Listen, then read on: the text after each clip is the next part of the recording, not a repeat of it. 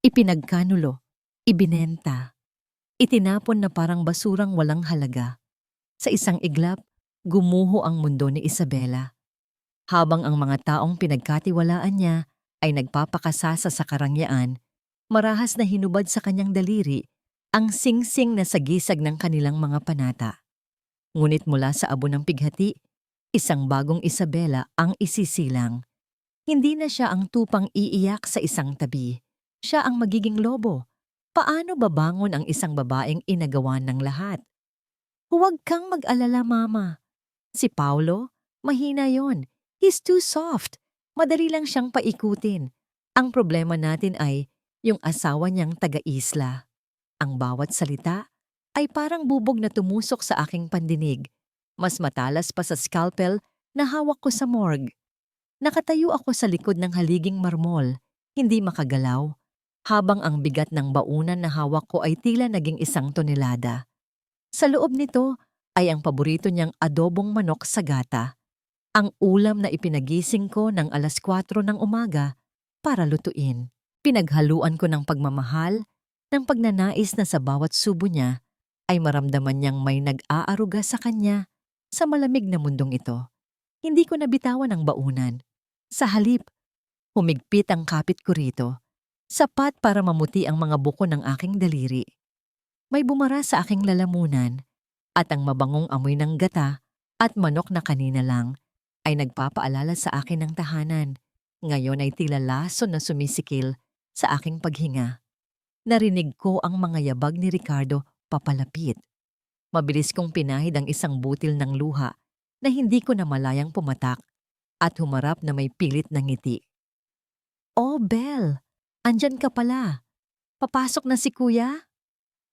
Ang nangiti niya ay kasing perpekto ng pagkakaplansa ng kanyang mamahaling polo, ngunit ang mga mata niya ay kasing lamig ng sahig na marmol na tinatapakan ko. Tumango lang ako, hindi magawang magsalita. Iniabot ko sa kanya ang baunan ni Paulo. "Pakibigay na lang. Baka malate pa ako sa trabaho." "Sure. Thanks for this," sabi niya, sabay kindat, na para bang kasabot kami sa isang lihim na laro. Ang hindi niya alam, ang laro niya ay nakasakit na. Sa biyahe papunta sa trabaho, paulit-ulit na umalingaw-ngaw sa isip ko ang mga salita niya. Asawa niyang taga-isla. Taga-isla. Iyon ang tingin nila sa akin. Gaano man karaming libro ang basahin ko, gaano man kataas ang propesyong narating ko, sa mata ng mga Cruz, ako ay mananatiling isang taga-kamotes na naligaw sa kanilang palasyo. Isang problema. Sa loob ng forensic laboratory, ang pamilyar na amoy ng chemical at ang malamig na simoy ng aircon ay bahagyang nagpatahimik sa nagwawala kong kalooban. Dito, ako si Dr. Isabela Montoya Cruz. Dito ang opinyon ko ay may bigat. Dito nirerespeto ako. Isinantabi ko ang sakit at ibinuhos ang sarili sa mga tissue sample at microscope. Sinubukan kong ibaon ang sarili ko sa mundo ng siyensya, kung saan ang lahat ay may luhikal na paliwanag. Ngunit may mga bagay na hindi kayang ipaliwanag ng agham. Isang matinis na tunog mula sa telepono sa aking mesa ang bumasag sa aking konsentrasyon. Isang numero na hindi rehistrado sa aking contacts. "Hello, Dr. Montoya Cruz speaking." "Ma'am, this is Police Officer Reyes," sabi ng boses sa kabilang linya. Formal at walang emosyon. "Kinukumpirma ko lang po, asawa po ba kayo ni Mr. Paulo Cruz?" Kumunot ang noo ko. "Yes, ako nga." "Bakit?" Nagkaroon ng isang saglit na katahimikan. Isang katahimikan na naghudyat ng isang paparating na bagyo. "Ma'am, kailangan niyo pong pumunta sa Grand Alaya Hotel. Ang asawa niyo po, he was found in his room." Ang tibok ng puso ko ay tila isang tambol na binubugbog ng walang tigil. "Found? Anong ibig mong sabihin? Naaksidente ba siya? Anong nangyari?" Humugot ng malalim na hininga ang pulis bago binitawan ang mga salitang guguho sa buong pagkatao ko. "Ma'am, wala na po siya. Natagpuan po siyang walang buhay." Ang telepono ay bumagsak mula sa aking kamay. Ang tunog ng pagtamaan nito sa sahig ay hindi ko narinig. Ang ingay sa paligid ko ay nawala. napalitan ng isang ugong sa loob ng aking tainga. Tila umikot ang buong laboratorio. Ang mga test tube at beaker ay naging isang malabong imahe na lang. Ang unang sampal kaninang umaga ay masakit, pero ito ay isang suntok na hindi lang tumama sa aking mukha, kundi bumaon hanggang sa kaibuturan ng aking kaluluwa. Hindi ko alam kung paano ako nakarating sa Grand Alaya Hotel. Ang alam ko lang, ang tanging nagpapatakbo sa mga paa ko ay ang desperadong pag-asang sana nagkamali lang sila. Sana ibang Paulo Cruz ang tinutukoy nila. Pero sa harap ng Hotel Suite 712, ang katotohanan ay isang pader na hindi ko kayang tibagin. Hinarang ako ng mga pulis sa may pinto. Sa loob, nasilayan ko ang mga kumikislap na ilaw ng kamera ng mga investigador. "Let me in! Asawa niya ako! I need to see him!" Pagpupumilit ko, ang boses ko ay basag at nanginginig. "Pasensya na po, ma'am. Hindi pa po pwede," sabi ng isang pulis. At mula sa likod nila, lumitaw si Ricardo. Ang kanyang muka ay isang blankong maskara, walang bakas ng kahit anong pighati. Tiningnan niya ako mula ulo hanggang paa, na para bang isa akong dumi na nakakalat sa kanyang malinis na pasilyo. Tinaas niya ang kanyang kamay, isang senyas sa mga pulis. At sa isang malamig, pinal na tono, sinabi niya ang mga salitang tuluyang dumurog sa akin. "Hindi ka pwedeng pumasok. Utos ng pamilya."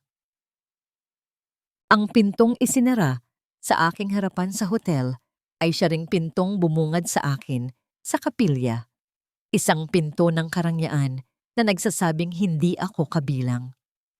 Sa loob, ang hangin ay mabigat sa amoy ng mga puting lila.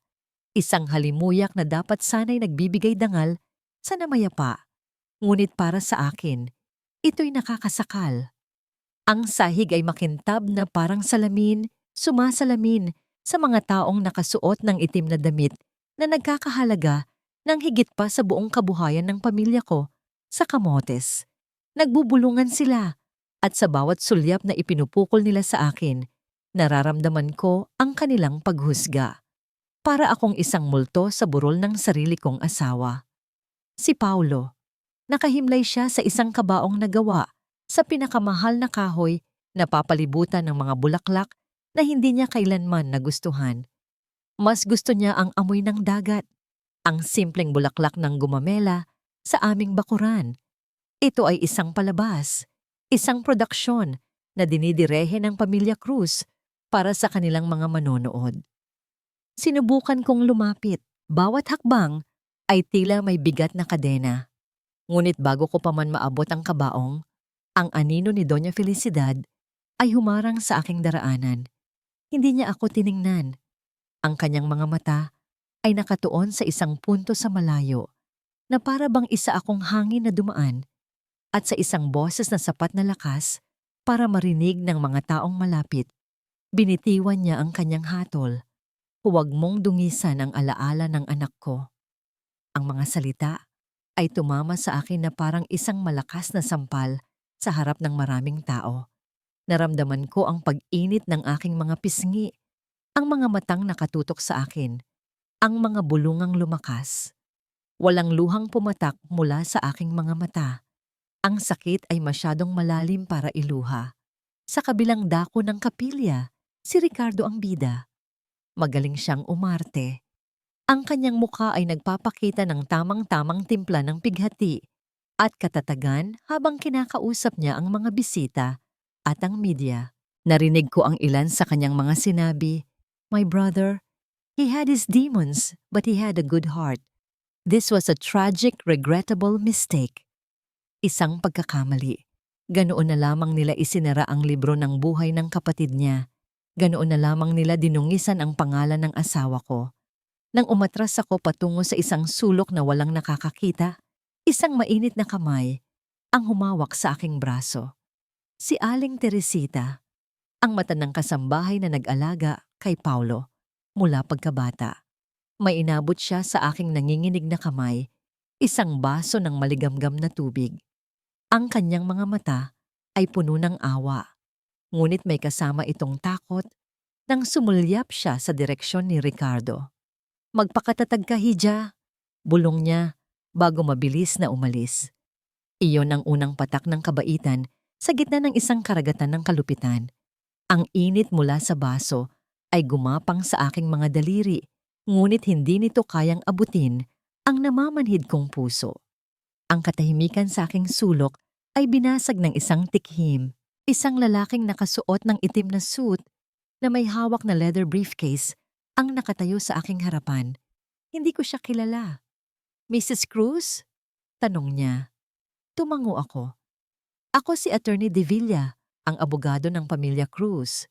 May kinuha siya mula sa kanyang briefcase, isang folder na puno ng mga dokumento.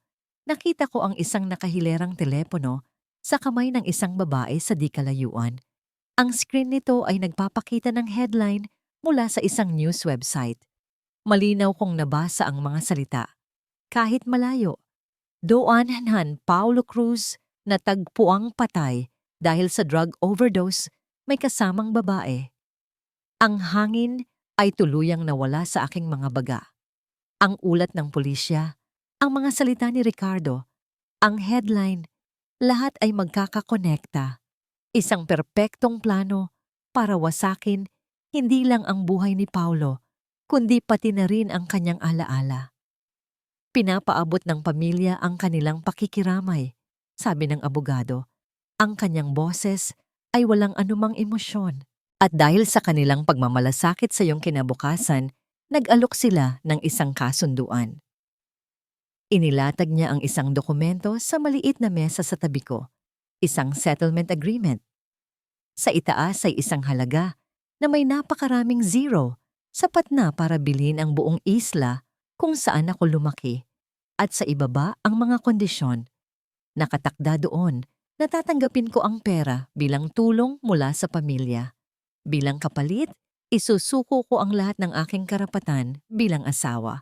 Hindi ako pwedeng mag-request ng panibagong investigasyon o autopsy. At ang pinakamatindi sa lahat, kailangan kong lisanin ang Cebu sa loob ng 1 linggo at hindi na kailanman babalik. Ito ay hindi tulong. Ito ay isang bayad para sa aking pananahimik, isang presyo para sa pangalan ng aking asawa, isang pambili sa aking dignidad. Hindi ko na binasa ang mga sumunod na salita sa kasunduan.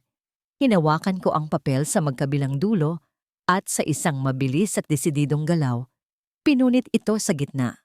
Ang tunog ng napupunit na papel, bagamat mahina, ay umalingaw-ngaw sa tahimik na sulok ng kapilya.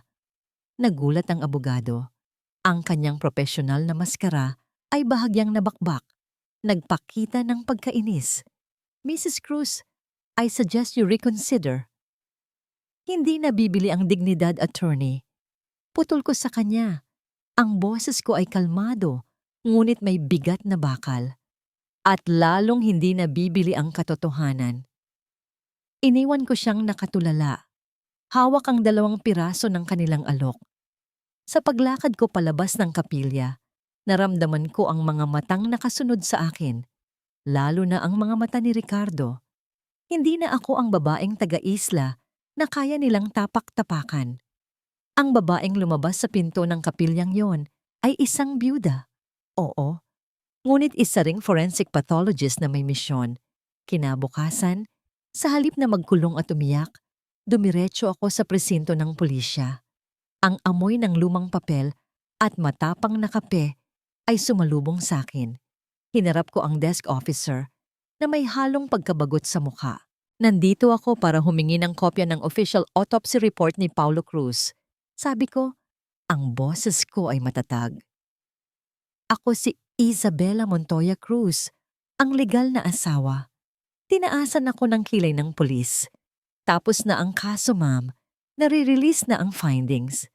Karapatan ko, sa ilalim ng batas, na magkaroon ng kopya ng lahat ng dokumento.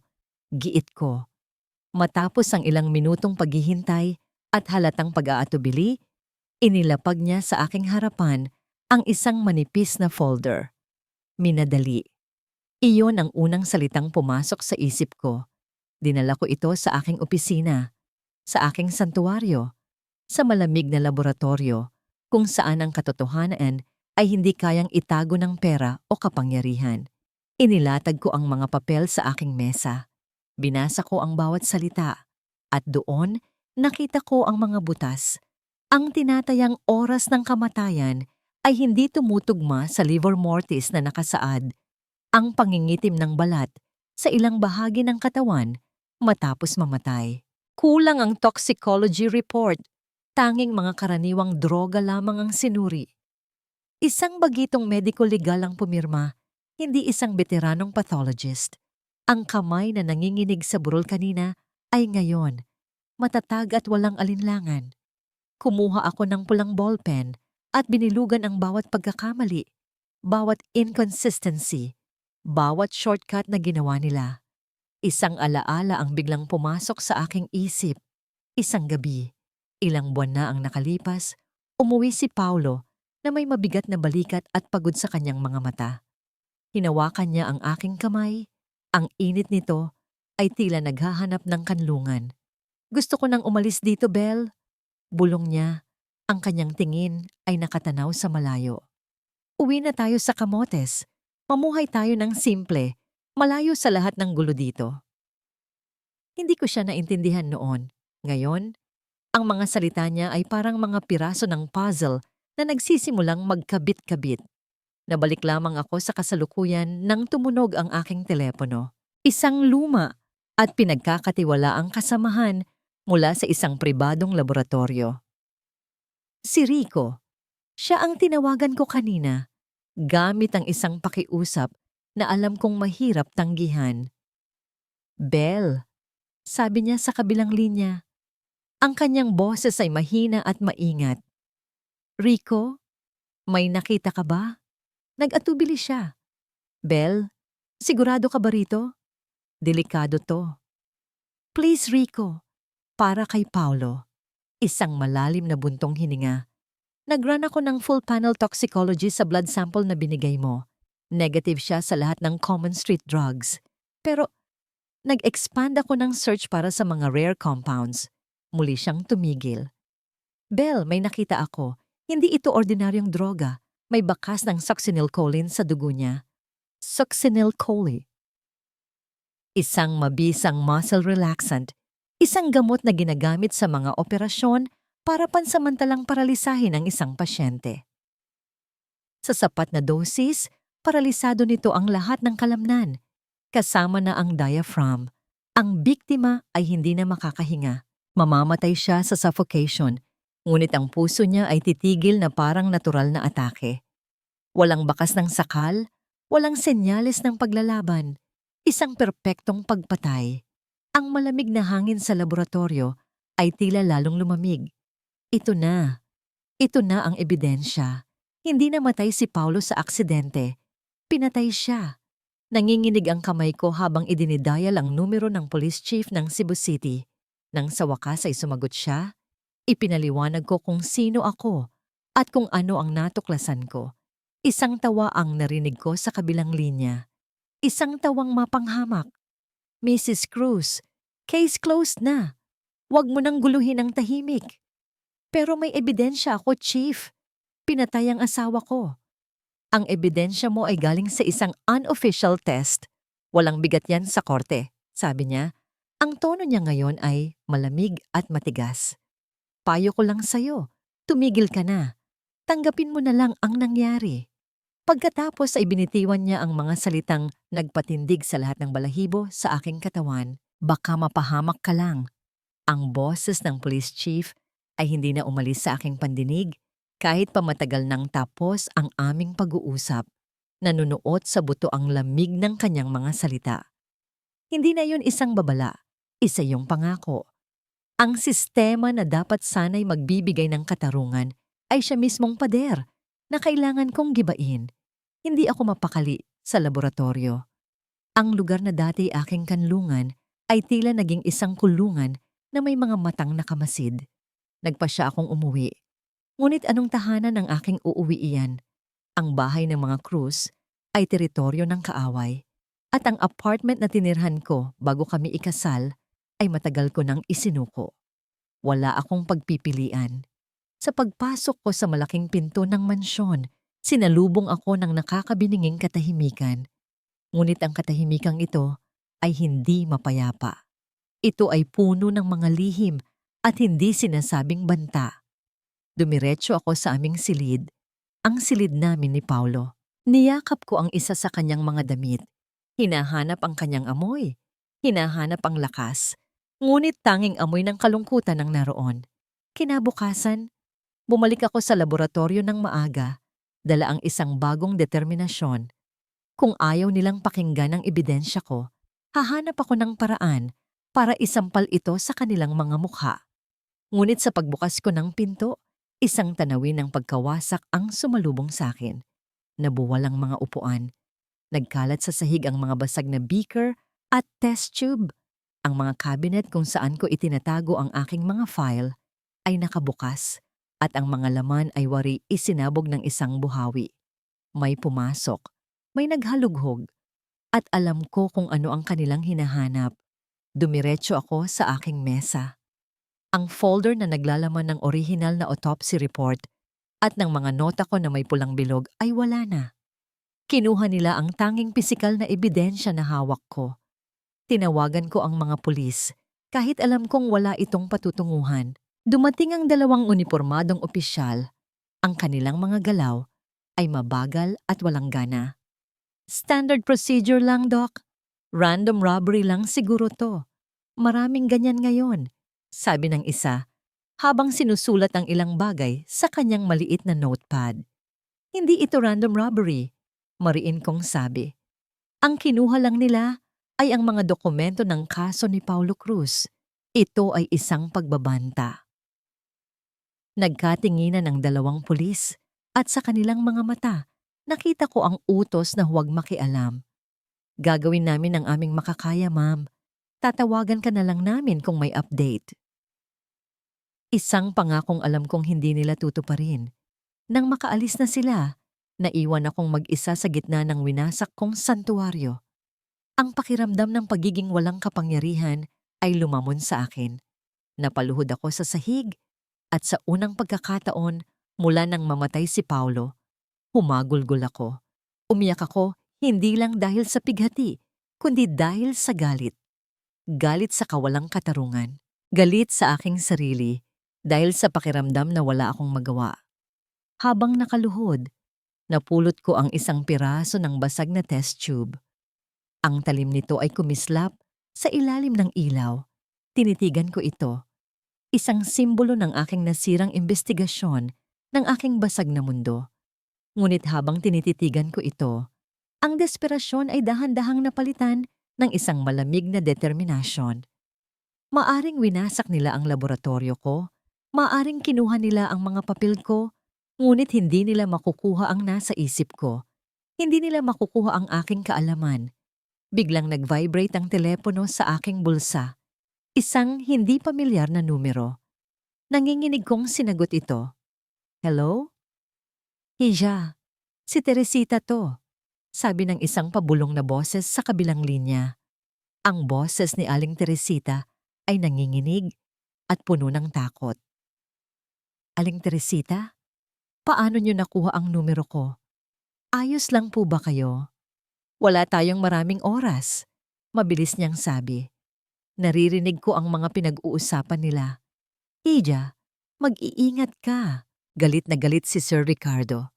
Alam ko po, pinagnakawan ang laboratorio ko. Hindi lang yan, Hija. May isa pa. Huminga siya ng malalim. Yung babae? Yung sinasabi nilang kasama ni Sir Paulo sa hotel. Buhay siya. Nakita ko siyang kausap ni Sir Ricardo noon bago mangyari ang lahat. Napatayo ako. Ano? Sino siya? Anong pangalan niya? Hindi ko alam ang buong detalye, pero narinig ko ang pangalan niya. Lila Aragon. Isa siyang nurse, Hija. Hanapin mo siya. Baka siya ang susi. Bigla may narinig akong ingay sa kabilang linya. Kailangan ko nang ibaba to. Mag-iingat ka, Isabela. At ang tawag ay naputol Lila Aragon, isang nurse, ang babaeng nasa hotel. Siya ang nawawalang piraso. Bumalik ako sa mansyon ng mga krus ng gabing iyon na may bagong pag-asa. Ngunit may kasama itong mas matinding takot. Habang naglalakad ako sa madilim na pasilyo patungo sa aking silid, naramdaman ko ang bawat anino ay tila may buhay. Ang bawat kaluskos ay nagpapatindig sa aking mga balahibo. Nang nasa tapat na ako ng aking pinto, isang anino ang humakbang palabas mula sa kadiliman. Si Ricardo, nakasandal siya sa pader naghihintay. Ang isang nangisi ay dahan-dahang gumuhit sa kanyang mga labi. I heard about what happened to your lab. Sayang naman, sabi niya. Ang bawat salita ay puno ng lason. Lumapit siya. Ang kanyang presensya ay nakakasakal. You should be more careful, Belle. Wala akong kinatatakutan. Sagot ko. Kahit ang puso ko ay kumakarera. Ngumisi siya lalo. Good. Dahil dito ka lang. Tandaan mo, isa ka pa ring Cruz. At inaalagaan namin ang mga sariling amin. Ang mga salita ni Ricardo ay naging rehas na bakal na hindi nakikita. Inaalagaan namin ang mga sariling amin. Iyon ay isang pangungusap na may dalawang kahulugan, proteksyon at pagbabanta. At sa mga sumunod na araw, naramdaman ko ang bigat ng pangalawang kahulugan. Ang mansyon ng mga Cruz na dati isa lamang malamig na tahanan ay naging isa ng gintong hawla. Bawat galaw ko ay tila may aninong nakasunod. Si Doña Felicidad ay laging nasa sala, nagbabasa ng libro o nag-aayos ng kanyang mga halaman, ngunit ang kanyang mga mata ay tila laging nakasulyap sa akin. Ang mga kasambahay ay umiiwas sa aking tingin, maging si Aling Teresita na dati palihim na nagpapakita ng malasakit ay ngayon abala at malayo. Ang kanyang mukha ay nababalot ng takot. Ang telepono sa bahay ay tiyak na binabantayan. Ang aking laptop, alam kong hindi na ligtas gamitin. Ako ay isang bilanggo. Ngunit ang isang bilanggo na may misyon ay mas mapanganib kaysa sa isang malayang taong walang patutunguhan. Kailangan kong mahanap si Lila Aragon. Isang umaga, bumaba ako suot ang aking pinakasimpleng damit. Hinarap ko si Doña Felicidad sa sala. Lalabas po ako sandali. Paalam ko. Sinisikap na panatilihing normal ang aking boses. Tinaasan niya ako ng kilay. Saan ka pupunta? Naubos na po ang gamot ko sa migraine. Bibili lang po ako sa butika. Isang kasinungalingan. Ngunit isang kasinungalingang may katuturan. Tinitigan niya ako ng matagal. Sinusuri kung ako'y nagsasabi ng totoo.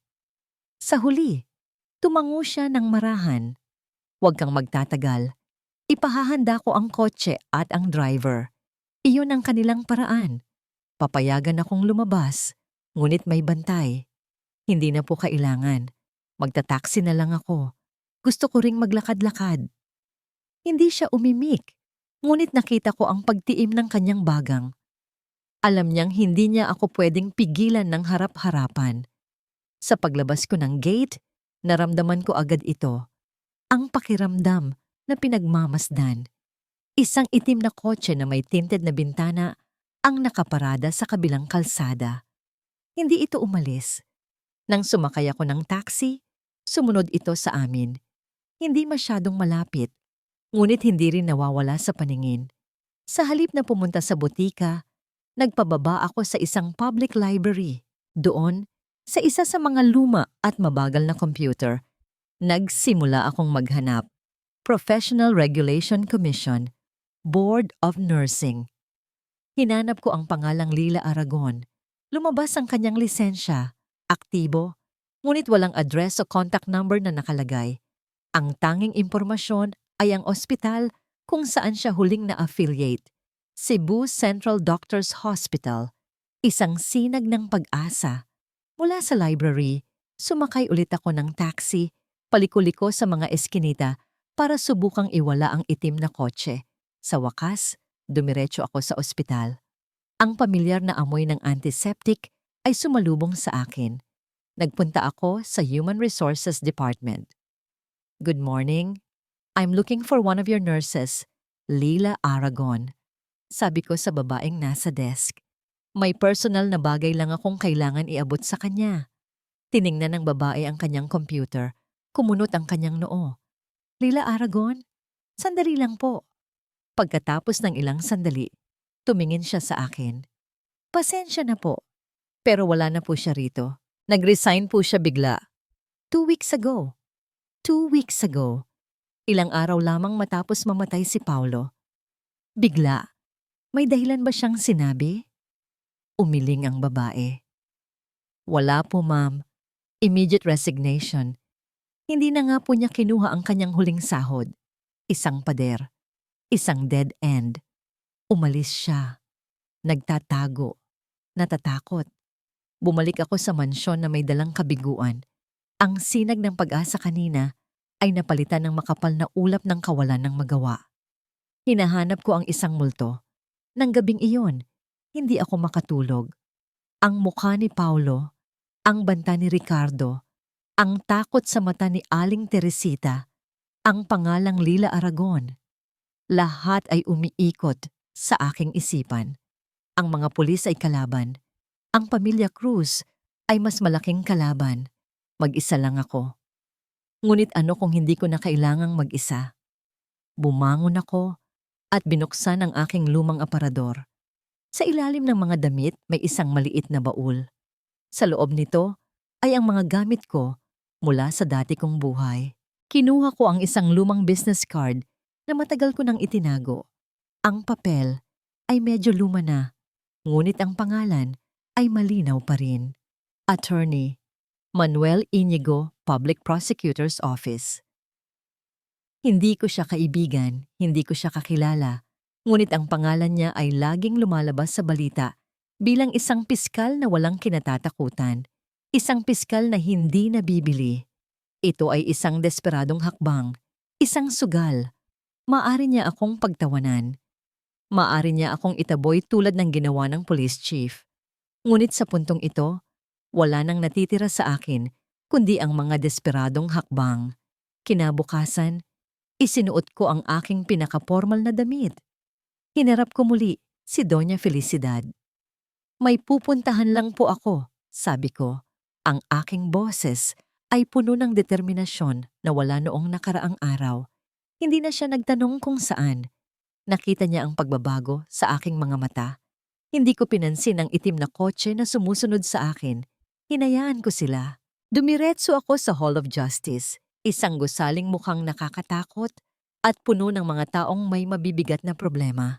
Hinanap ko ang Public Prosecutor's Office. Pumasok ako sa loob. Ang puso ko'y dumadagundong, ngunit ang aking mga paay matatag. Nandito ako para makausap si Attorney Manuel Inigo, sabi ko sa babaeng nasa harapan. Tungkol sa isang kaso ng pagpatay. Ang opisina ni Attorney Manuel Inigo ay maliit at siksik sa mga folder ng kaso na nag-uumapaw sa kanyang mesa at mga estante. Ang amoy ng lumang papel at kape ay mas matapang pa kaysa sa presinto. Sa likod ng mesa ay isang lalaking nasa mga huling taon ng kanyang 30, nakasuot ng barong na medyo lukot at may mga matang matalas na tila kayang basahin ang kaluluwa ng kanyang kausap. Hindi siya ngumiti nang paupuin niya ako. Dr. Montoya Cruz, sabi niya, ang kanyang boses ay malalim at seryoso. Nabasa ko sa balita ang nangyari sa asawa mo.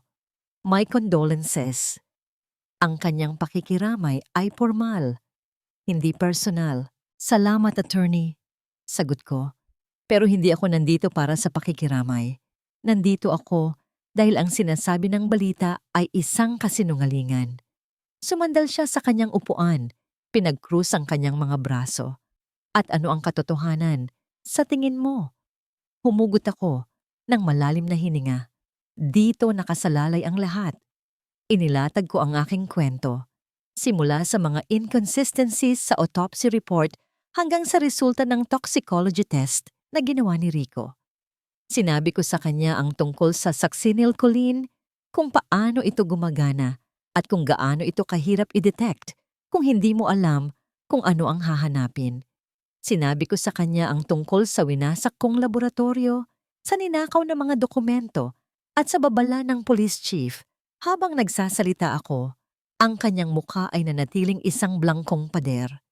Hindi ko mabasa kung naniniwala ba siya o kung iniisip niyang isa lang akong asawang naghihinagpis at nawawala sa katinoan.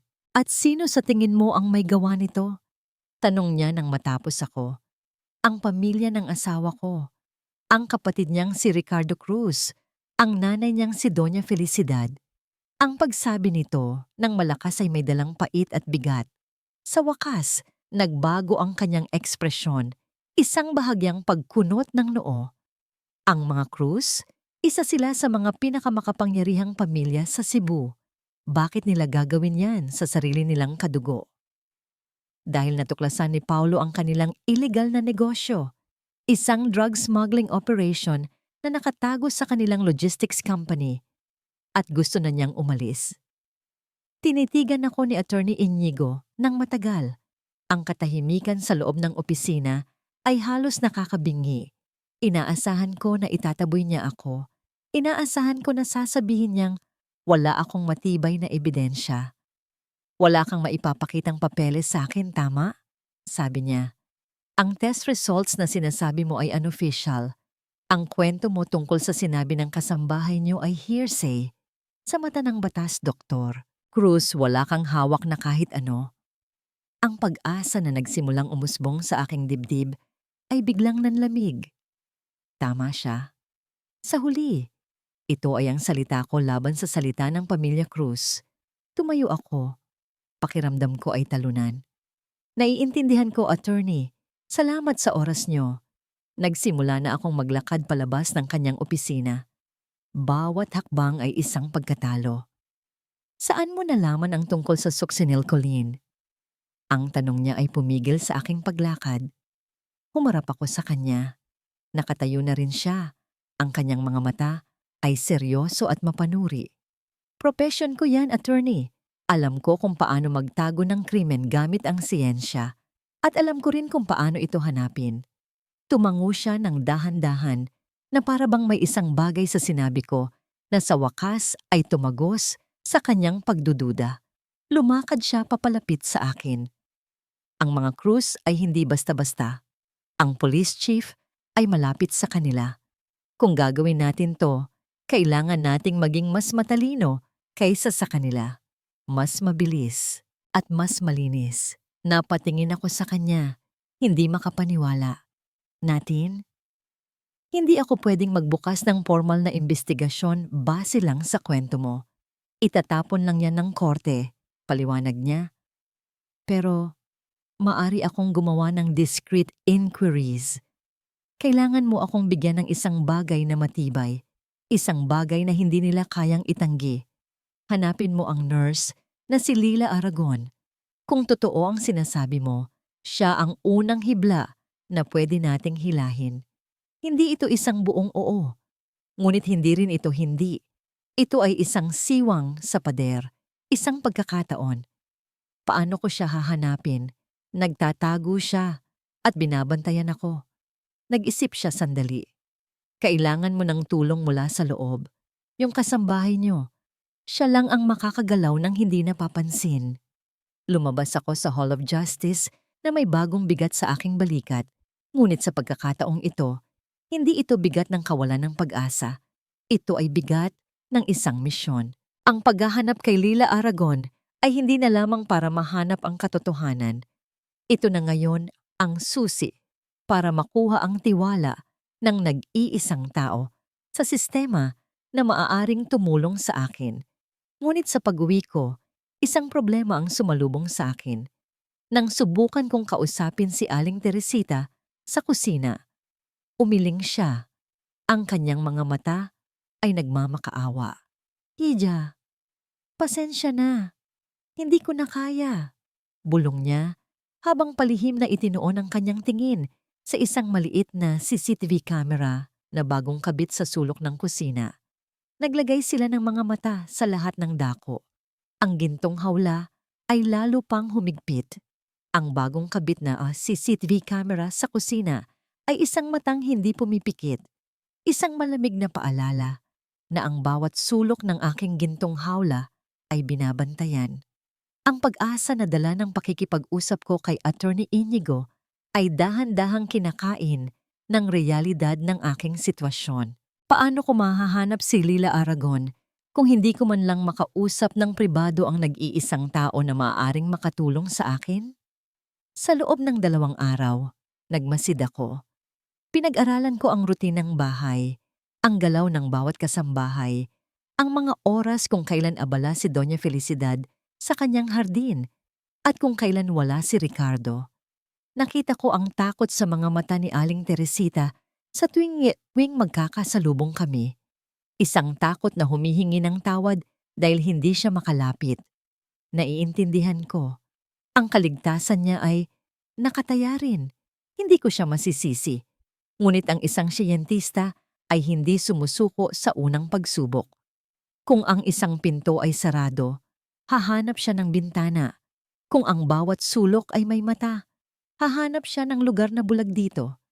At nakita ko ito sa pinakaordinaryong lugar, ang laundry room. Walang kamera doon. Masyadong personal, masyadong mababang lugar para pagtuunan ng pansin ng mga crews. At iyon ang domain ni Aling Teresita. Doon, siya ang reyna. Doon malaya siya. Isang gabi, habang naghahanda ako para matulog, kumuha ako ng isang maliit na piraso ng papel mula sa isang lumang notebook.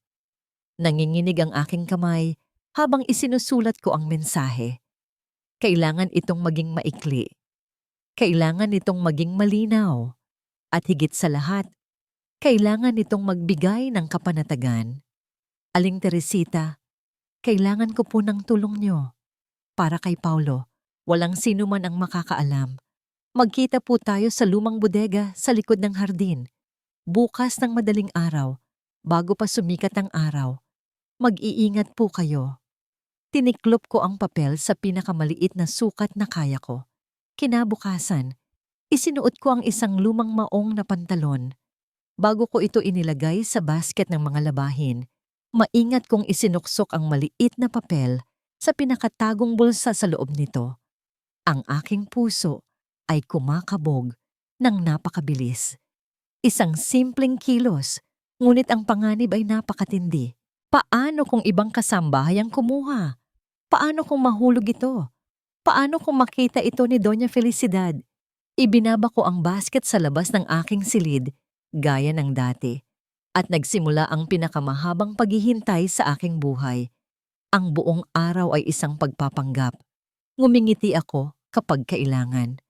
Tumango ako sa mga utos, ngunit ang aking isip ay nasa laundry room, kasama ng isang piraso ng papel na naglalaman ng aking huling pag-asa. Hindi ako nakatulog ng gabing iyon. Ang bawat tunog sa labas ng aking silid, isang kaluskos, isang yabag, ang pagaspas ng hangin, ay nagpapatindig sa aking balahibo. Ang bawat pagitan ng tunog ng orasan sa pader ay tila isang walang hanggan. Nahanap kaya niya? Nabasa kaya niya? At kung nabasa man niya, darating kaya siya? Nang ang langit sa labas ay nagsimulang magbago ng kulay mula sa itim patungo sa madilim na asul, bumangon ako. Walang ingay akong nagbihis. Dahan-dahan kong pinihit ang siradura ng aking pinto. Bawat tunog ay tila isang pagsabog sa katahimikan. Naglakad ako sa madilim na pasilyo, sa ibabaw ng malamig na sahig, pababa sa hagdanan. Ang buong bahay ay natutulog pa. Lumabas ako sa pinto sa kusina patungo sa hardin. Ang hamog ng umaga ay malamig sa aking balat. Ang lumang bodega. Ito ay isang maliit na gusali sa pinakalikod na bahagi ng property, kung saan itinatago ang mga lumang kasangkapan at gamit sa paghahardin. Bibihira itong buksan. Ito ang perpektong lugar. Pumasok ako sa loob. Ang amoy ng alikabok at tuyong lupa ay sumalubong sa akin. Ang mga sinag ng papalapit na araw ay tumatagos sa mga siwang ng kahoy na dingding, gumuguhit ng mga linya ng liwanag sa madilim na paligid. Naghihintay ako. 1 minuto, 2 minuto, 5 minuto. Ang tanging naririnig ko ay ang sarili kong paghinga at ang mabilis na tibok ng aking puso. Nagsimula ng manlamig ang aking pag-asa. Siguro ay hindi niya nakuha. Siguro ay natakot siya. Siguro ay nag-iisa lang talaga ako sa labang ito. Nang akma na akong tatalikod para bumalik, isang mahinang tunog ang narinig ko mula sa labas. Isang dahan-dahang pagbukas ng pinto ng bodega. Isang tunog na nagpatigil sa pagtibok ng aking puso. Ang dahan-dahang pagbukas ng pinto ay naghatid ng isang figura na balot sa dilim. Ngunit sa liwanag na tumatagos mula sa mga siwang, nakilala ko agad ang kanyang anyo. Si Aling Teresita. Ang kanyang mukha ay puno ng mga guhit ng pag-aalala at ang kanyang mga mata ay mabilis na gumagala sa paligid na para bang may inaasahan siyang biglang susulpot mula sa mga anino. Isinara niya ang pinto sa likuran niya nang walang ingay. "Hija!" Bulong niya. Ang kanyang boses ay nanginginig. Diyos ko, hindi dapat tayo nagkikita ng ganito. Mapanganib ito. "Salamat po sa pagdating, Aling Teresita. Salamat po," sabi ko.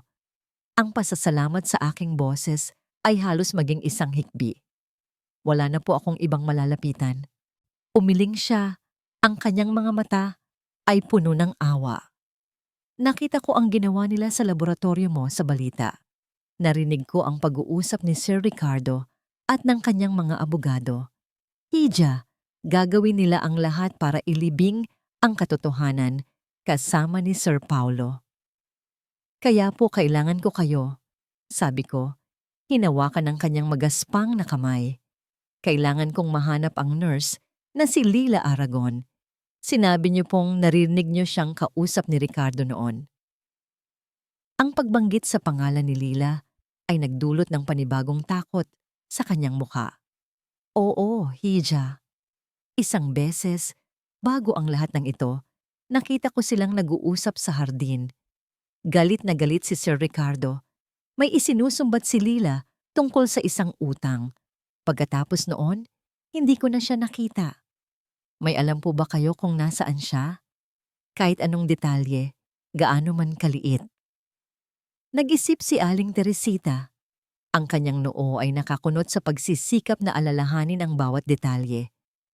Naaalala ko, narinig kong binanggit ni Lila na uuwi na lang daw siya sa probinsya nila kung hindi siya babayaran, na mas tahimik pa ang buhay doon. Anong probinsya po? Tanong ko. Ang aking puso ay tumitibok ng mas mabilis. Sa pagkakatanda ko, binanggit niya ang Ormoc sa Leyte. Doon daw nakatira ang kanyang lola. Ormoc, Leyte. Isang pangalan, isang lugar, isang konkretong simula. Ito na ang hibla na sinasabi ni Attorney Inigo. Bakit niyo po ito ginagawa, Aling Teresita? Bakit niyo po isinusugal ang sarili niyo para sa akin? Tanong ko. Ang aking boses ay puno ng pagtataka at pasasalamat. Isang matamis ngunit malungkot na ngiti ang sumilay sa kanyang mga labi. Tumingin siya sa akin at sa kanyang mga mata. Nakita ko ang higit pa sa awa. Nakita ko ang pagmamahal. Pinalaki ko si Sir Paulo, Hija. Para ko na siyang tunay na anak. Naalala ko pa noong bata siya, noong nagkasakit ang anak ko, at wala akong pambili ng gamot. Kinuha niya ang lahat ng laman ng alkansya niya at ibinigay sa akin. Para po gumaling si Benben, sabi niya. Paano ko hahayaan na dungisan nila ang pangalan ng isang batang may ganoong kabuting puso? Utang ko sa kanya na lumabas ang katotohanan. Ang kwento niya ay isang mainit na agos na dumaloy sa nanlalamig kong pag-asa.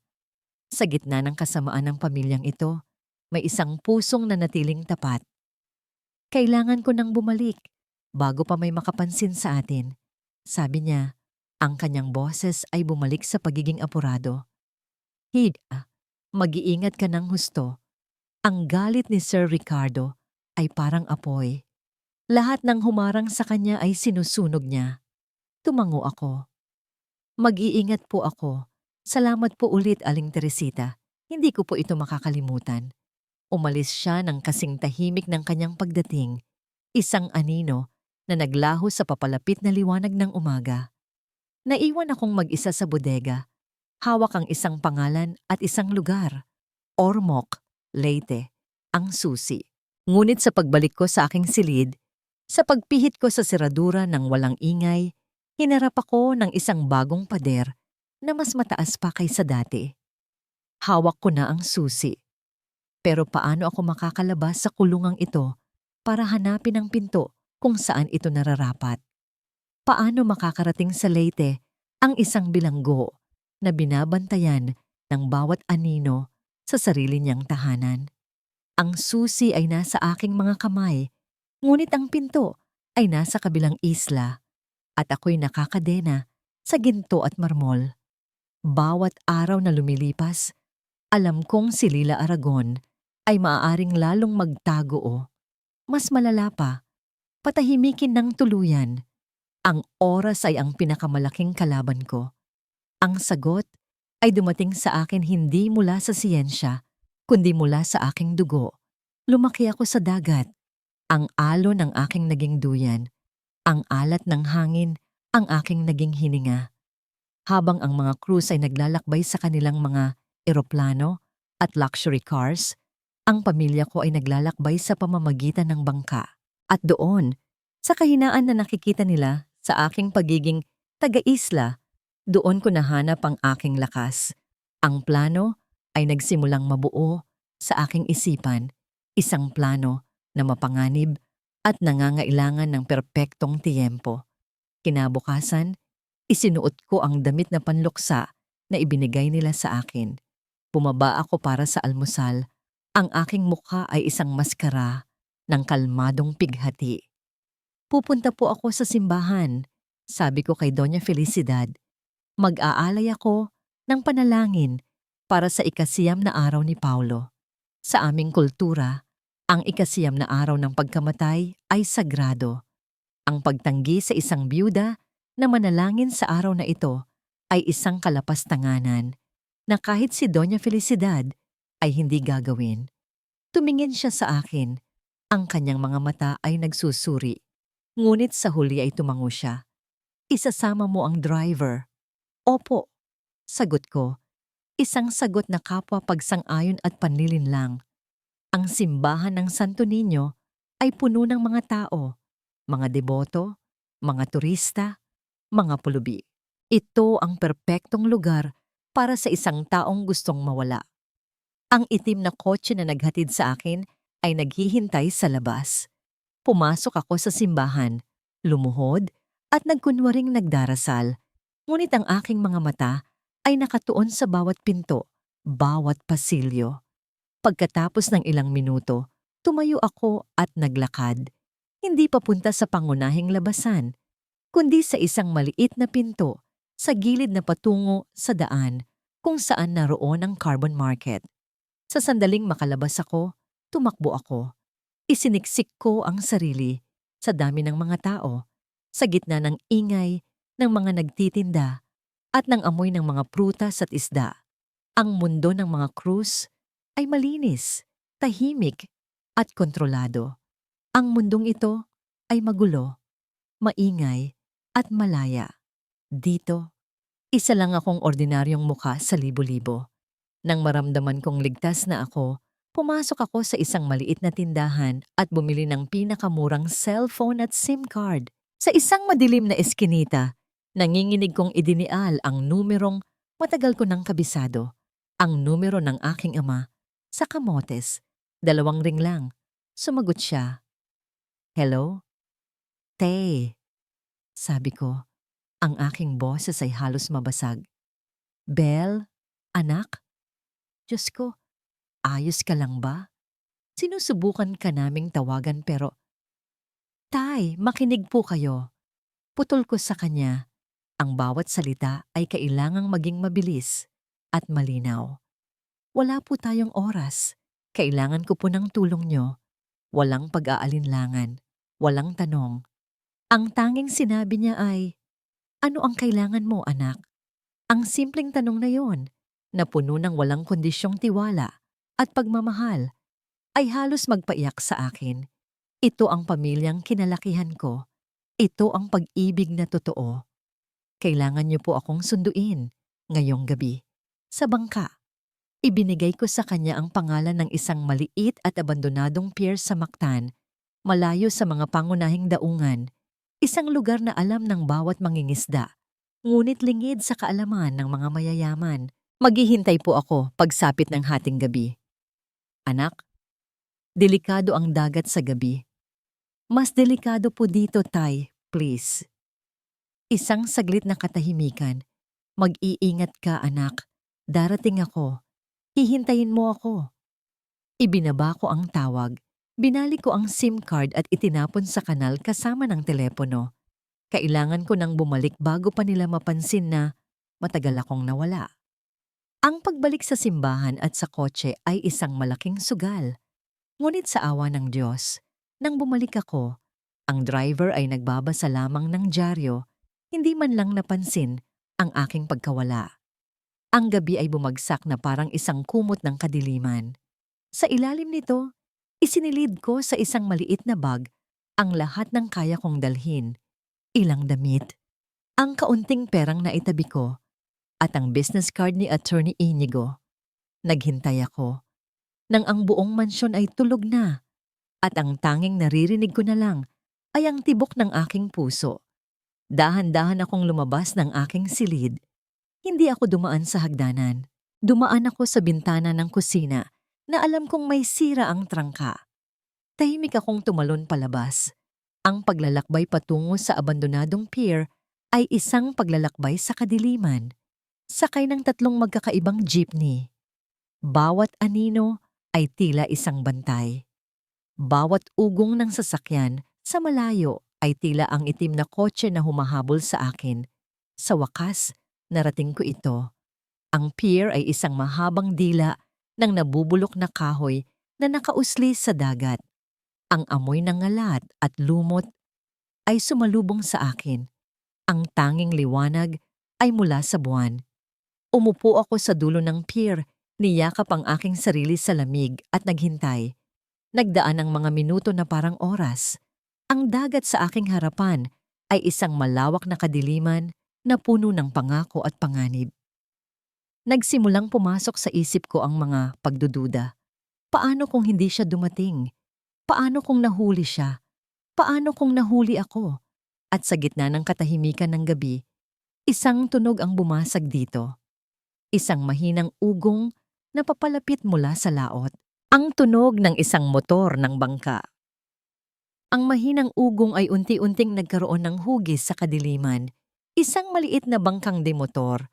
Ang kanyang ilaw ay sumasayaw sa ibabaw ng mga alon.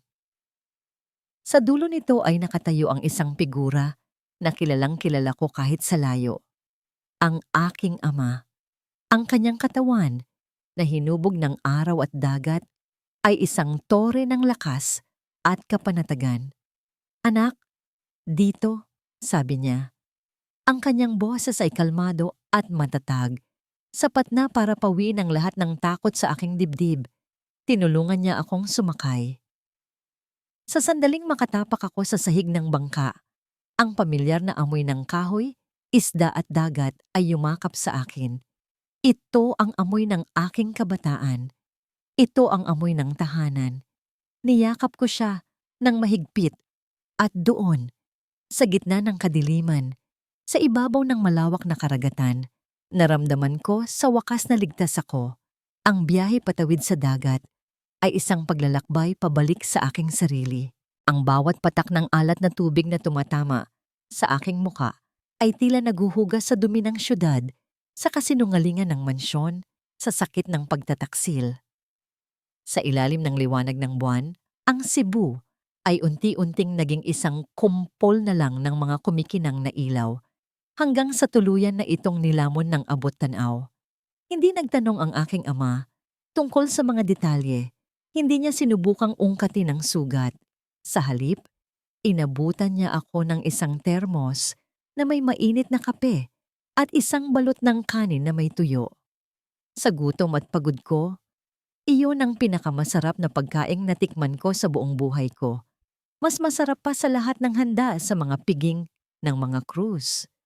Magpahinga ka anak, sabi lang niya. Ako na ang bahala. At sa unang pagkakataon sa loob ng napakaraming araw, natulog ako. Isang pagtulog na walang bangungot. Idinuduyan ng ugong ng motor at ng ritmo ng mga alon. Pagdating namin sa Ormoc, ang sumalubong sa amin ay hindi isang marangyang daungan, kundi isang maliit na baybayin kung saan ang mga bangka ng mangingisda ay payapang nakahimlay sa buhangin. Ang amoy ng kape ay napalitan ng amoy ng sariwang isda. Ang ingay ng trapiko ay napalitan ng tilaok ng mga manok at tawanan ng mga batang naglalaro. Ang simoy ng hangin ay malinis at sariwa. Nagsimula kaming magtanong-tanong. Hindi ito isang high-tech na imbestigasyon na may mga computer at database. Ito ay isang paghahanap na nakabase sa tiwala at pakikipagkapwa-tao. Gamit ang apelidong Aragon, isa-isa naming nilapitan ang mga nakatatanda sa baryo, ang mga tindera sa palengke. Sa wakas, isang matandang babae na nagtitinda ng gulay ang nagturo sa amin. Si Aragon, oo, ang lola ni Lila, doon lang sa may dulo, malapit sa mga puno ng niyog, ang bahay na may mga tanim na orkidyas. Ang puso ko ay kumabog ng mabilis habang tinatahak namin ang maliit na daan patungo sa bahay. Isang simpleng bahay kubo na papalibutan ng mga bulaklak ang bumungad sa amin. Isang matandang babae na kulubot na ang balat, ngunit may matalas pa ring mga mata ang lumabas. Magandang umaga po. Hinahanap po namin si Lila Aragon. Sabi ko sa pinakamagalang na paraan. Ang mukha ng matanda ay agad na nagbago. Ang kaunting ng ngiti sa kanyang labi ay nawala.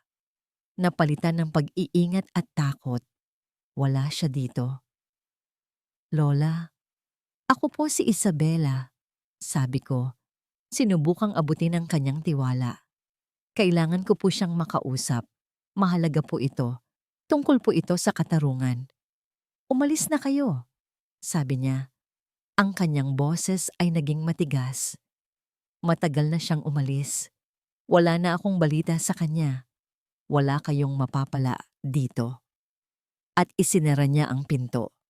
Isang pagsara na kasing tigas ng pagtanggi ng sistema sa Cebu. Napaupo ako sa isang malaking bato sa di kalayuan.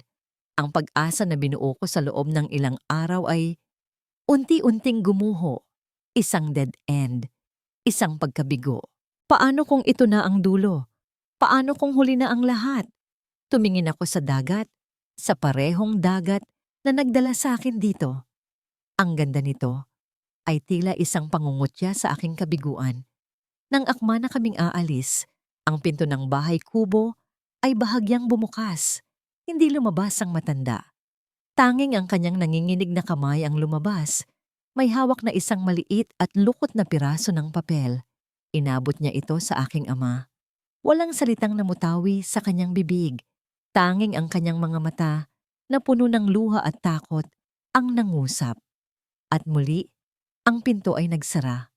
Binuksan ng aking ama ang papel at ibinigay sa akin. Nakasulat dito, sa isang sulat kamay na halatang nanginginig, ay hindi isang address sa Ormoc. Ito ay isang address sa Mactan, Cebu, sa isang lugar na tinatawag na Lapu-Lapu. Ang piraso ng papel sa aking kamay ay parang isang nagbabagang uling. Mactan, Cebu. Ang lugar kung saan ako tumakas ay siya rin palang lugar kung saan ko kailangang bumalik. Si Lila Aragon ay hindi tumakas palayo. Nagtago siya sa pinakapamilyar na lugar, sa ilalim mismo ng ilong ng mga krus, isang sugal na napakatapang. Babalik tayo, sabi ko sa aking ama. Ang aking boses ay puno ng panibagong determinasyon. Ang paglalakbay pabalik ay kabaligtaran ng pag-alis ko. Hindi na ito isang pagtakas patungo sa kaligtasan, kundi isang tahimik na pagsugod sa gitna ng panganib. Ang bawat alon na humahampas sa aming bangka ay tila nag-uudyok sa akin na bilisan. Ang bawat minuto na lumilipas ay isang minutong maaaring magbago sa lahat. Nang makarating kami sa baybayin ng Cebu, hindi na ako bumalik sa abandonadong pier. Ibinaba ako ng aking ama sa isang lugar na mas malapit sa Lapu-Lapu City, sa isang komunidad ng mga mangingisda, kung saan ang kanyang mga kaibigan ay naghihintay. "Hindi kita iiwan, anak," sabi niya. "Mas ligtas po kayo kung babalik na kayo sa Camotes, Tay. Kung may mangyari sa akin, ayokong madamay kayo." Sagot ko, "Ito po ay laban ko." Ang pagpapaalam ay mabigat, ngunit kailangan. Sa huling pagkakataon, niyakap ko ang lakas at tapang na ibinigay niya sa akin at humakbang ako pabalik sa mundong iniwan ko. Ang address ay nagturo sa akin sa isang lumang apartment building sa isang siksikang lugar sa Lapu-Lapu. Ang amoy ng tuyo ay napalitan ng amoy ng usok at alikabok. Ito ang uri ng lugar kung saan ang mga tao ay abala sa sarili nilang buhay, kung saan madaling magtago at maging isang anino. Umakyat ako sa ikatlong palapag. Ang pasilyo ay madilim at makitid. Huminto ako sa tapat ng pinto bilang 2B. Huminga ako ng malalim bago kumatok. 3 mahinang katok. Walang sumagot. Kumatok ako ulit. Mas malakas ng kaunti. Narinig ko ang isang mahinang kaluskos mula sa loob. "Sino yan?" Isang nanginginig na boses ang sumagot mula sa loob. Halos isang bulong. "Lila?" "Ang pangalan ko ay Isabela Cruz," sabi ko. Idinikit ang aking bibig malapit sa pinto para marinig niya. "Asawa ako ni Paulo. Hindi ako naparito para manakit. Kailangan lang kitang makausap. Please." Isang mahabang katahimikan. Narinig ko ang dahan-dahang paggalaw ng kadena at ang pagpihit ng seradura. Ang pinto ay bahagyang bumukas, sapat lang para makita ko ang isang mata na puno ng takot. Ang babaeng nakatayo sa likod nito ay payat. Ang kanyang buhok ay magulo at ang kanyang balat ay maputla. Malayo sa imahe ng isang babaeng bayaran na ipinipinta ng media. Isa siyang babaeng nagtatago. Isang babaeng bihag ng sarili niyang takot. "Hindi kita kilala," sabi niya. Ang kanyang boses ay basag. "Umalis ka na. Baka mapahamak ka lang dito." "Mapapahamak tayong pareho kung mananahimik tayo," giit ko. Isinandal ang aking kamay sa pinto para hindi niya ito maisara. "Leila, alam ko na pinilit ka lang nila. Alam kong biktima ka rin." Ang mga salitang iyon, "biktima ka rin," ang tila bumasag sa kanyang depensa. Ang kanyang mga mata ay biglang napuno ng luha. Binuksan niya ang pinto ng tuluyan. Ang loob ng apartment ay halos walang laman. Isang kutsyon sa sahig, isang maliit na mesa, at ilang dilata sa isang sulok. Ito ang tirahan ng isang taong handang tumakas anumang oras. "Paano mo ako nahanap?" tanong niya. Niyayakap ang kanyang sarili na para bang nilalamig. "Hindi na yun mahalaga," sabi ko. "Ang mahalaga, nandito na ako at kailangan kong malaman ng totoo para kay Paulo." Sa pagbanggit ko sa pangalan ng aking asawa, tuluyan na siyang humagulgol. Isang iyak na puno ng pagsisisi, takot at pighati. Umupo siya sa sahig at umupo rin ako sa tapat niya. Hinayaan siyang ilabas ang lahat. Nang sa wakas ay huminahon siya. Nagsimula siyang magkwento. Ang kanyang salaysay ay isang tapestry ng desperasyon at panlilinlang. May malaki siyang utang dahil sa pagkakasakit ng kanyang ina. Nilapitan siya ni Ricardo Cruz na alam ang kanyang sitwasyon. Ang alok. Akitin si Paulo. Dalhin sa isang hotel at payagan silang magtanim ng droga para sa isang frame-up. Isang malaking halaga ng pera na makakatubos sa kanyang pamilya. Pumayag ako, sabi niya sa gitna ng mga hikbi. Akala ko, yun lang, isang frame-up lang. Hindi ko alam.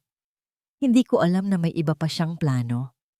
Sa loob ng hotel room, habang si Paulo ay naliligo, pumasok si Ricardo. Hindi nag-iisa. May kasama siyang dalawang lalaking malalaki ang katawan. Pinilit nilang painumin si Paulo ng alak na may pampatulog. At habang si Paulo ay walang kalaban-laban, nakita ni Lila kung paano personal na itinurok ni Ricardo ang isang syringe sa braso ng sarili niyang kapatid. Hindi ako makagalaw sa takot, patuloy niya. Pagkatapos, inilagay nila siya sa bathtub. Inayos nila ang lahat para magmukhang isang overdose. Binayaran ako ni Ricardo ng mas malaki kaysa sa napag-usapan at sinabi niya sa akin, subukan mong magsalita at ang pamilya mo sa Leyte ang isusunod ko. Ang kwento niya ay kumumpirma sa lahat ng hinala ko. Ang bawat piraso ng puzzle ay nagkabit-kabit. Ito na. Hawak ko na ang katotohanan. Lila, kailangan kitang tumestigo. Sabi ko, ang aking boses ay marahan ngunit puno ng diin. Hindi ka na nag-iisa. May piskal na handang makinig. Poprotektahan ka namin. Umiling siya. Hindi mo naiintindihan. Ang kapangyarihan nila. Abot kahit saan. Mas malakas ang katotohanan, Lila. Mas malakas ang katarungan para kay Paulo. Inabot ko sa kanya ang business card ni Attorney Inigo. Tinitigan niya ito na para bang isa itong angkla sa gitna ng isang rumaragasang bagyo. Nakikita ko ang pagbabago sa kanyang mga mata. Ang takot ay naroon pa rin. Ngunit sa ilalim nito, isang maliit na ningas ng pag-asa at tapang ang nagsimulang sumiklab. Sige, sabi niya sa wakas. Isang salitang binitawan niya na parang isang huling hininga. Gagawin ko. Para kay Paulo. Sa sandaling iyon, isang pakiramdam ng tagumpay ang bumalot sa akin. Ngunit ito ay isang tagumpay na panandalian.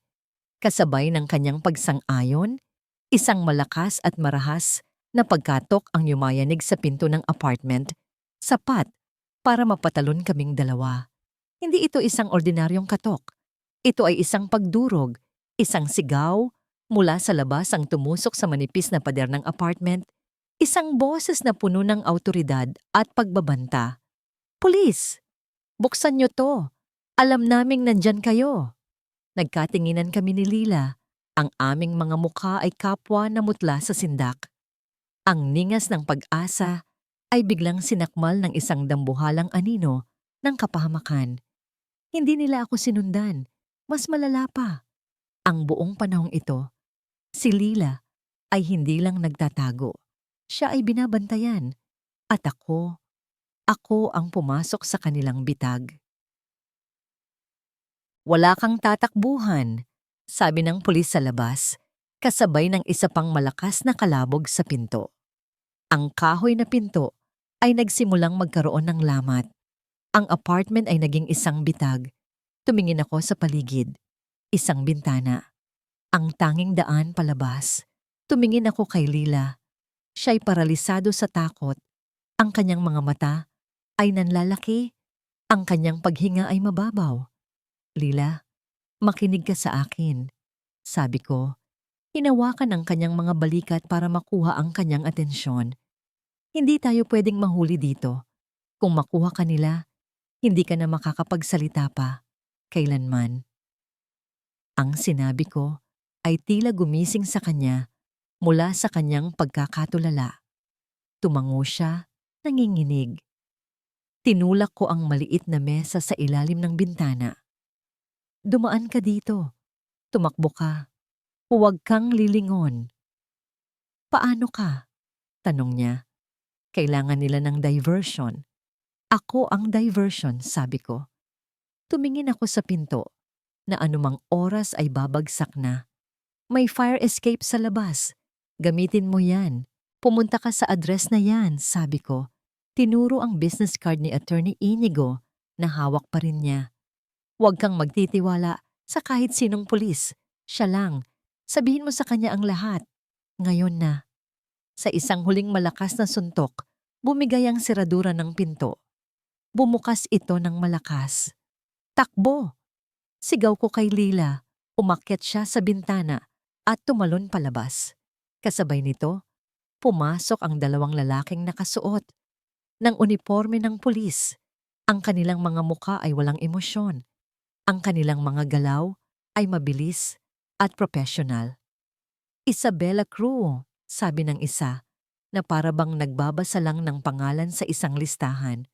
Sumama ka sa amin. Para saan? Anong kaso? Tanong ko. Sinisikap na patagalin ang oras. Obstruction of justice, sabi niya, habang papalapit at dinadakma ang aking braso. At trespassing. Habang kinaladkad nila ako palabas, nagawa kong sumulyap sa fire escape. Wala na si Lila.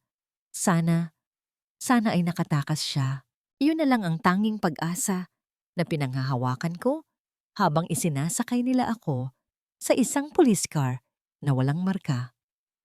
Ang sumunod na 2 araw ay isang bangungot ng interogasyon at psikolohikal na digmaan. Dinala nila ako sa isang presinto sa liblib na lugar.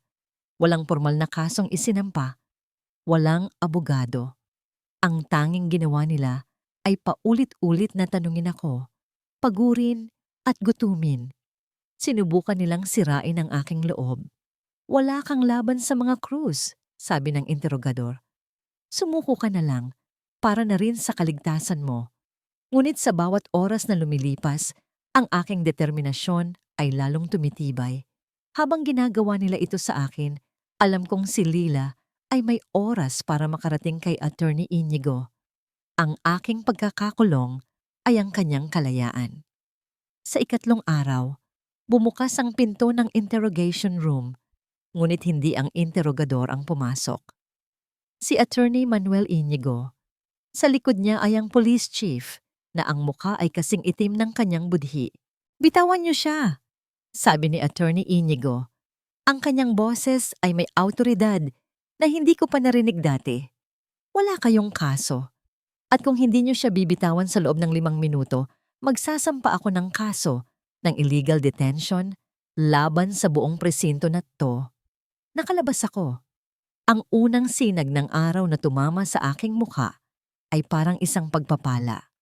Nasaan si Lila? Tanong ko agad kay Attorney Inigo. Nasa ligtas na lugar, sagot niya.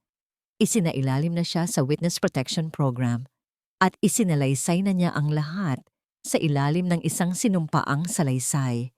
Mayroon na tayong sapat na dahilan para muling buksan ang kaso. Ang mga sumunod na linggo ay isang mabilis na pag-usad ng mga pangyayari. Isang warrant of arrest ang inilabas para kay Ricardo Cruz. Nagpiyansa siya. Si Doña Felicidad ay isinailalim sa investigasyon. Ang buong Cebu ay nag-abang sa tinawag ng media na trial of the decade. Ang courtroom ay naging isang teatro. Ang bawat upuan ay puno. Si Ricardo, sa kanyang mamahaling suit, ay umupo ng may kumpiyansa. Ang kanyang mga abogado ay tila isang pader sa paligid niya. Si Doña Felicidad ay nasa likuran, ang kanyang mukha ay isang maskara ng yelo. Ang unang araw ng paglilitis ay ang aking testimonya. Bilang isang byuda at isang forensic expert, ipinaliwanag ko sa korte ang bawat detalye ng siyensya sa likod ng aking mga natuklasan. Ang livor mortis, ang toxicology, ang epekto ng succinylcholine. Nagsalita ako, hindi lang bilang isang dalubhasa, kundi bilang isang asawang inagawan ng katarungan. Ngunit ang tunay na bomba ay sumabog sa 2 araw. Tinawag ni Attorney Inigo ang kanyang star witness. Pumasok si Lila Aragon sa courtroom na papaligiran ng mga gwardiya. Hindi na siya ang babaeng natatakot na nakita ko sa apartment. Ang kanyang buhok ay maayos. Ang kanyang damit ay simple, ngunit malinis. At habang naglalakad siya patungo sa witness stand, ang kanyang mga mata ay nakatuon sa isang direksyon lamang, kay Ricardo. Nang simulan niyang isalaysay ang mga nangyari sa hotel, ang buong courtroom ay natahimik. Ang bawat salita niya ay isang pako na ibinabaon sa kabaong ng mga kasinungalingan ng mga Cruz. Nakita ko ang pagbabago sa mukha ni Ricardo. Ang kumpiyansa ay napalitan ng pag-aalala. Pagkatapos ay nanggalit at sa huli, ng purong sindak. Ngunit ang pinakamatinding sandali ay nangyari nang ipakita ni Attorney Inigo ang isang CCTV footage, isang video na palihim na kinunan ni Lila gamit ang kanyang cellphone habang nagtatago sa banyo ng hotel. Malabo ang kuha, ngunit sapat na para makita ang mukha ni Ricardo na nakatayo sa tabi ng walang malay na katawan ni Paulo. Hawak ang isang syringe.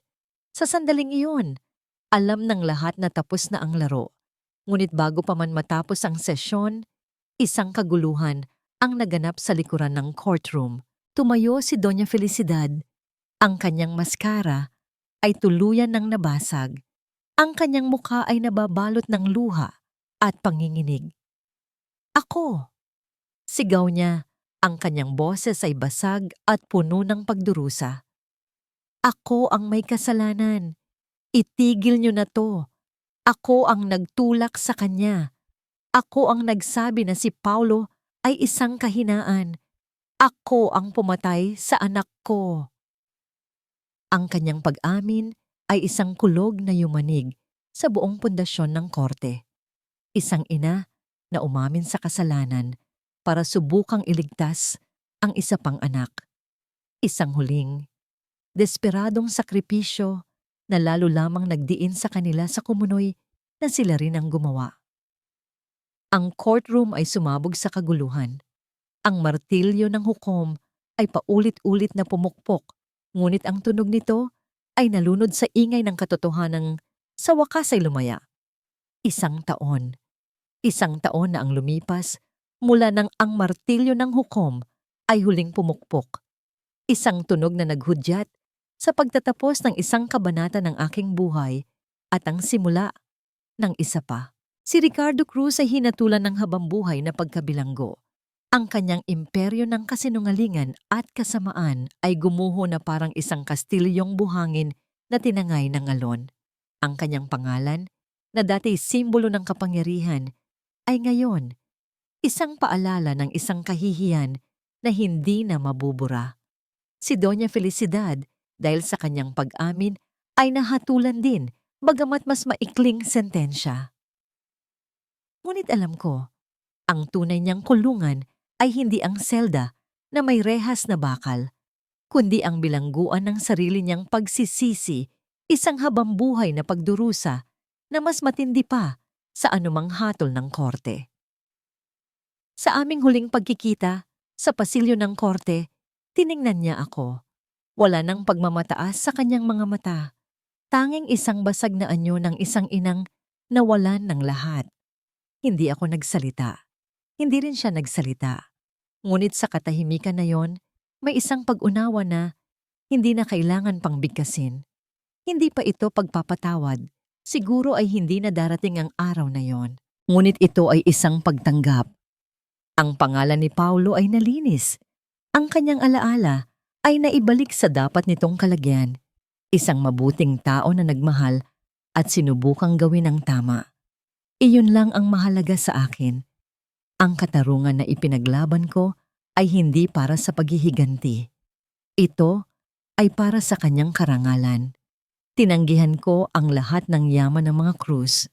Ang bawat sentimo mula sa kanila ay may bahid ng dugo at luha.